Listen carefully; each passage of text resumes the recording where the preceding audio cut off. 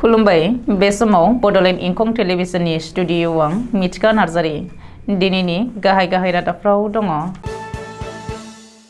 Drugs फालांगिरि महरै खौरांगिरि काछाराव हेर'इनजों लोगोसे साब्रै हमदों।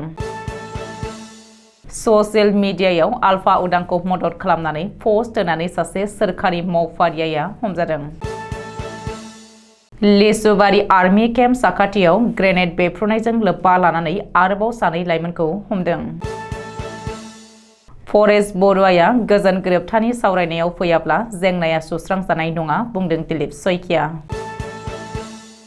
गुबुन रायजोआव सासे बर' लाइमोननि जिउ खहा। जनाय दख'रा एबसुनि 29थि बोसोरारि थान्दै जखनथाइखौ सानसेनि हाबाफारिजों खुंदों। जिल्ला बेंगिरिनि जोहै रायजो सरकारनो गथायनाय मोन 16 बिफानखौ लाबोफिननो गोनां जाबाय बिटिआर सरकारा। सालबारियाव हेन्डिक्राफ्ट एन्ड टेक्सटाइल बिफाननि सि दाग्रानि रोंगौथि बांनायनि 45 साननि फोरोंथाइ बादा बेखेवजेनो। साउदुरपिटायाव लेन्ड डेभेलपमेन्टनि जागायजेन्नाय। दानिया फैदोनि आबुं रादाबाव।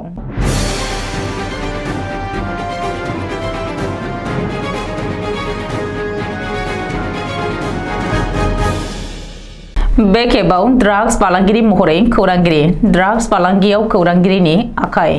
काछाराव साब्रै लाइमोनखौ ड्राग्सजों लोगोसे हमनो हानाय उनावनो बे जाथाया सोराङाव फैदों। मिथिनो हानाय बायदिब्ला काछार जिल्लानि बरखलायाव ड्राग्सजों लोगोसे साब्रै ड्राग्स फालांगिरिखौ हमनो हादों। बरखला टल प्लाजायाव पुलिसा सिग्रोमनानै गोबांथार बिबांनि ड्राग्सजों लोगोसे ड्राग्स फालांगिरिफोरखौ हमदों। पुलिसा AA06E7979 नम्बरनि गंसे कारखौबो जब्द खालामदों। बबेखानि हमजानाय साब्रै ड्राग्स फालांगिरिखौ मुन्ना खान, आजाउर रहमान, आसिफुर रहमान आरो बिशाल बैदो होननानै सिनायथिदों। बेनिनो मुन्ना खाननिफ्राय पुलिसा मोनसे प्रेस आइडेन्टिटि कार्डखौ बोखांनो हादों। बेनिफ्राय ड्राग्स फालांगिरि खालामनानै हमजानाय मुन्ना खानखौ सासे खौरांगिरि होननानै सिनायथिदों।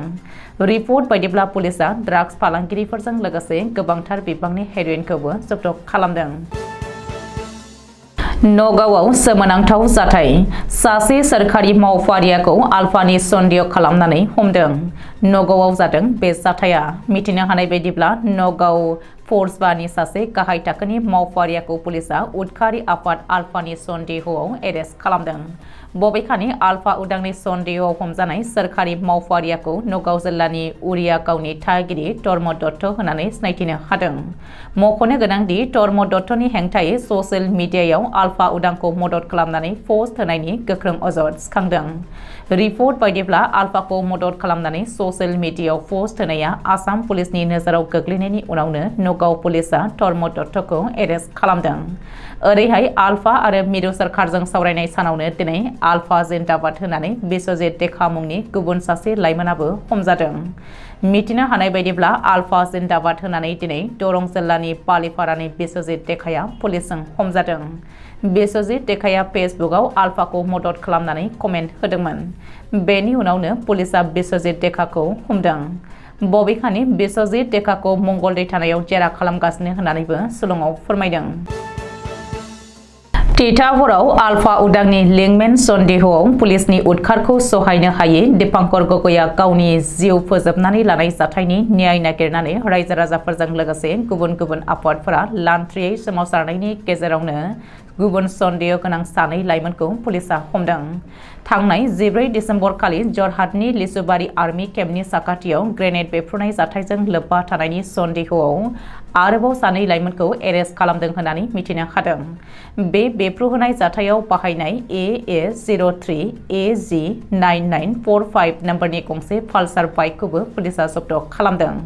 लिसुबारियाव ग्रेनेड बेफ्रुहोनाय सन्देहआव हमजानाय सानै लाइमोनखौ असित गगৈ आरो बिराज कसारी होननानै सिनायथिनो हादों।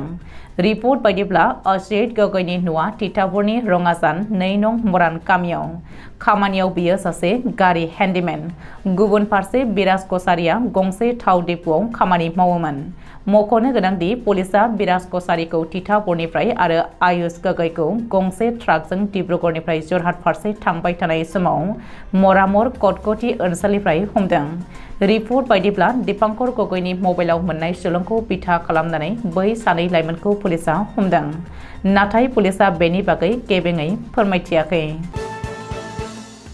दिनै मोनाबिलि 5 रिंगायाव हादरनि राजधानी गोदान दिल्लीयाव मिरुनि नखर मन्त्रि अमित शाह, आसामनि गिबि मन्त्रि डक्टर हिमन्त बिश्व शर्माजों लोगोसे मिरुनि आरो रायजोनि गोजौ थाखोनि अफिसारफोरनि बाहागो लानायाव अरबिन्द राजगुआ दैदेननायाव गोजोन सावरायनाय हान्जा आलफाया गोजोन गोरोबथा खालामगोन। मख'नो गोनांदि दिनै मोनाबिलि 5 रिंगायाव आलफाया मिरु सोरखार आरो आसाम सोरखारजों 3 खनायारि गोरोबथा खालामगोन। बे गोरोबथानि दान्दिसे सम सिगां मंगलदैनि एमपि दिलीप शइकियाया खौरां बिजोङाव माखासे गोनां बाथ्रा बुंदों। दिलीप शइकियाया बुंनाय बायदिब्ला परेश बरुवायाबो गोजोन गोरोबथायाव बाहागो लानांगौमोन। परेश बरुवाया गोजोन गोरोबथानि सावरायनायाव फैयाब्ला जेबो जेंनाया सुस्रां जानाय नङा होननानै बुंनानै दिलीप शइकियाया परेश बरुवाखौ गोजोन गोरोबथानि सावरायनायाव बाहागो लानो खावलायदों। बेनि अनगायैबो दिलीप शइकियाया आसामनि गागि मेलेमजिबि डक्टर हिरेन गहायखौ गोख्रों रावजों सावरायदों। आसाम आन्दलनखौ हेंथा खालामग्रा, आसाम आन्दलनखौ नेवसिग्रा, आलफाखौ हेंथा खालामग्रा, मोनसे समाव पिसिजिनि मासिगिरि डक्टर हिरेन गहायनि मोजां लुबैनाय गैयिनि थाखायनो बै समाव आलफाजों सावरायनाया आबुं जायाखैमोन होननानै दिलीप शइकियाया बुंदों। गुबुन रायजोआव आरोबाव सासे बर' लाइमोननि जिउ खहा।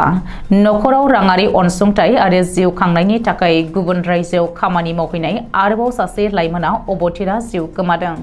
मिथिनो हानाय बायदिब्ला गसाइगाव महकुमानि बेन्दोंआव थानाय सराइबिल राजेन्द्रपुरनि थागिरि सुनिलाल बर'नि फिसाज्ला 40 बोसोर बैसोनि अरन्जय बर'नि गोथै सहखौ बिहाराव सोमोनांथावै बोखांनो हादों। बिहारनि काटिहार जिल्लानि सुटानि रेल स्टेशननि रेल लाइनआव सोमोनांथावै बोखांनो हादों अरन्जय बर'नि गोथै सह।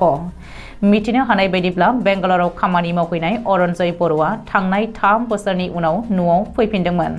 हमसफर आगरतला एक्सप्रेस रेल गारिजों फैफिनदोंमोन अरन्जयआ। नाथाय रेल लाइनआव अरन्जयनि गोथै सहखौ बोखांनो हानाय खौराङा बयखौबो सोमोनांहोदों होननानै बिसिया फोरमायदों। बेजों लोगोसे फिसाय अरन्जयखौ सोरबा दुथाङा बुथारनानै रेल लाइनआव गारना दोननायनि गोख्रों अजद होदों बिसिया। ओरैहाय रांनि आंखालाव निखावरि नखरनि सुबुंफोरा अरन्जयनि गोथै सहखौ लायनो हायाखै आरो हालाय हाफाय जानांदों। बेनिखायनो बिटिआर सोरखारजों लोगोसे बर' रायजो राजाफोरनिफ्राय अनसुंथाइ मागिदों, जाहाथे अरन्जयनि गोथै सहखौ न'आव लाबोफिननो हायो। मख'नो गोनांदि बे गोरिब नखरनो सोरबाफोर अनसुंथाइ हरनानै मदद खालामनो गोसो जादोंब्ला 6900126752 जानबुं नाम्बाराव खौरां लाहरनो हागोन आरो account number 7136026056 IFSC PUN B0RRBAGB आव अनसुंथाइ हरनो हागोन। धेमाजि जिल्ला गेजेर जनाय दख'रा दुलाराय बर' फरायसा आफादनि खुंगा 29थि बोसोरारि थान्दै जख'न्थाइखौ 1 नं खराइबारि गामिनि गेलेग्रा फोथाराव सानसेनि हाबाफारिजों गाजा गोमजायै खुंफुंदों। गिबि हाबाफारि बायदियै फुंनि समाव जायगा फोसाबनाय लोगोसे गेजेर जनाय दख'रा दुलाराय बर' फरायसा आफादनि गोथार फिरफिलाखौ गेजेर जनाय दख'रा दुलाराय बर' फरायसा आफादनि आफादगिरि मन्टु बर' आरो मेसाखि सापरि तालाइसा बर' फरायसा आफादनि आफादगिरि माखुराम बसुमतारी बिथांमोनहा बिरहोयो। लोगो लोगोनो मुंख्लंफोरनो बिबार बावनाय हाबाफारि लायो आरो गेजेर जनाय दख'रा दुलाराय बर' फरायसा आफादनि लेङाइ आफादगिरि दिनो बर'आ मुंख्लंफोरनि मुङाव बिबार बावजेनो। लोगोसे गासै दख'रानि बिबानगिरि आरो रायजो राजाफोराबो फारियै मुंख्लंफोरनो बिबार बावो।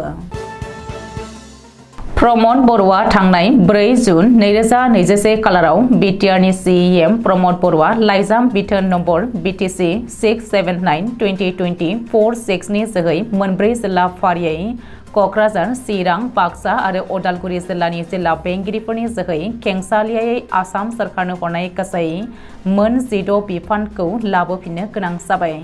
मानो होनोब्ला बे गोहोखौ DCफोरनो हरनायनि उनाव मोनफ्रोमबो बिफाननि गावखुंथाय गोहोआ गोमालांनो हमफिनबायमोन आरो जौगाथाय खामानि मावनायाव गोबां जेंना आरो हेंथा सोमजिदोंमोन, जायनि जाहोनाव प्रमद बर'आ गावनो गोबां जेंनाजों मोगा-मोगि जानांदोंमोन आरो रायजो राजाजों सोंखारि जादोंमोन। मानो होनोब्ला बे थांखिया सुइसाइडेल एबा गावखौनो फोथैनानै लानाय बायदि जालांबायमोन। बेनिखायनो बिटिसि हेंथा दोलो एबा बिपिएफनि गले गले आसि थुनानै दिन्थिनानै होनायाव आथिखालाव प्रमद बर'जों दैदेनजानाय बिटिआर सोरखारा बे सुइसाइडेलखौ बिथोन बोखारफिननानै 24 डिसेम्बर 2023 खालि बिटिसि IBA 679/2020-244 नि जोहै डिसिनो होनाय गोहोखौ लाबोफिननो गोनां जादों।